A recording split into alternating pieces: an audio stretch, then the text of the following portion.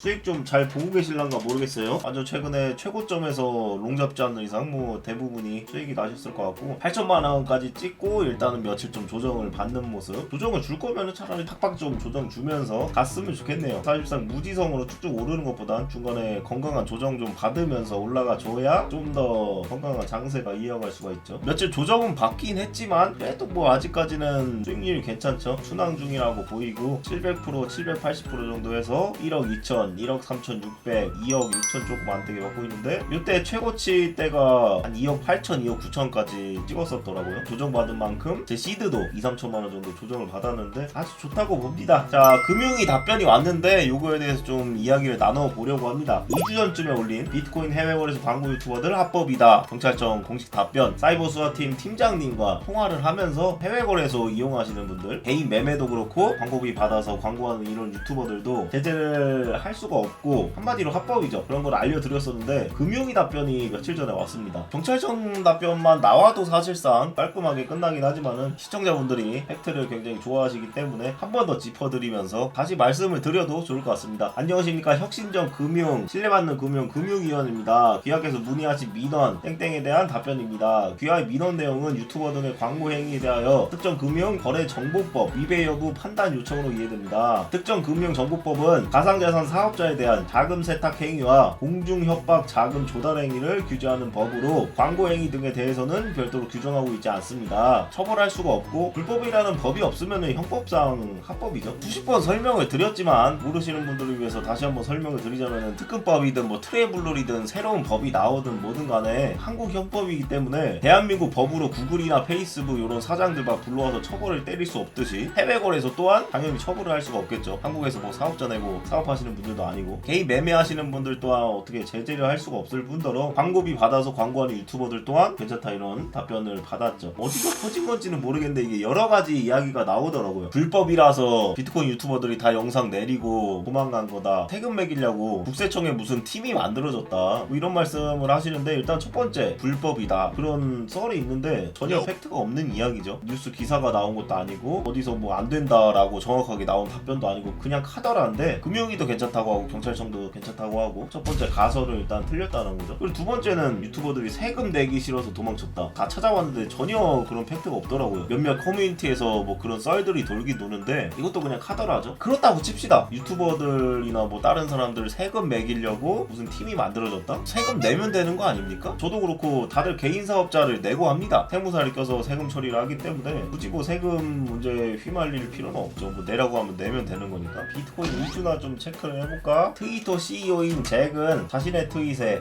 초인플레이션이 곧 미국에 일어나고 세계도 일어날 것이다라며 그에 대해 비트 파이낸스 CEO는 필연적으로 비트코인이 세계 기축이 될 것이다 이런 리트윗을 남겼다. 세계 경제에 대해서 많은 분들이 걱정을 하실 것 같아요. 지금 보시면은 미국도 빚더미에다가 중국도 빚더미, 대한민국도 빚더미, 그냥 죄다 빚이잖아 빚. 게다가 또 이번에 코로나 때 2년 동안 돈을 겁나게 많이 풀었고 원래 빚도 많은 상황에서 더 빚이 많아졌고 세금이 또 빚지게 오를 것이고 IMF처럼 또 터져야 정상이긴 하거든요. 이게 또 언제 터질지. 지금 당장 터져도 전혀 이상하지 않은데 주식이랑 비트코인 막 까딱락하면서 저점 매수를 생각할 거면은 현금 보유하는 게 또 맞는 것 같기도 하고 모르겠네. 파월 내년까지 인플레 계속 오르면 수단 동원. 제롬 파월 미국 연방준비제도 의장은 22일 공급망 병목과 높은 인플레이션이 내년까지 지속될 것으로 내다봤다. 일론 머스크 도지코인으로 최초의 조만장자 될 것. 일론 머스크는 한 트위터에 일론 머스크가 스페이스 X 덕분에 세계 최초의 조만장자가 될 것으로 예상한다는 트윗에 도지코인에서라고 리트윗했다. 도지코인이 힘을 냈나요? 어쩌면은 찔끔 싸버렸네. 매매하는 사람들이 하도 낚여서 뭐 사지도 않나 본데 도지코인은 뒤진 코인 아니야? 아직도 이런 쌉스캠 코인을 사는 사람 있나? 도지코인의 적정 가격은 추정감 저가 지금